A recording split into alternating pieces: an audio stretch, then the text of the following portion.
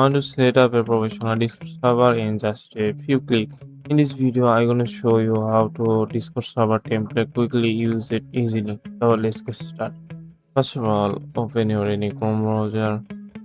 Then description দিয়া যে link রয়েছে ওটাতে তুমি ঢুকে পারবা এই জায়গা।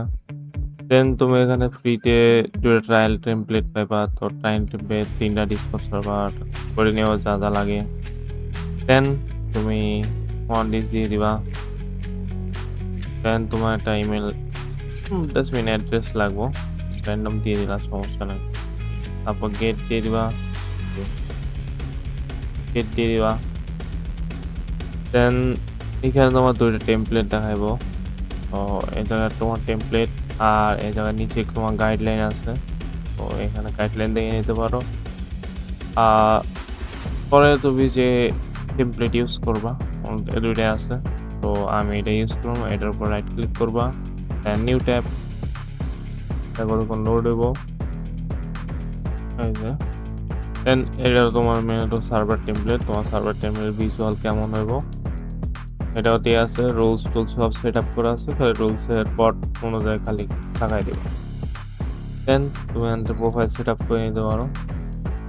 দেন server name like delta help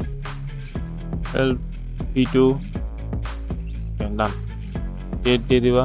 তো তোমার সার্ভার ফুল ক্রিয়েট হয়ে গেল কোনো কষ্ট না করে।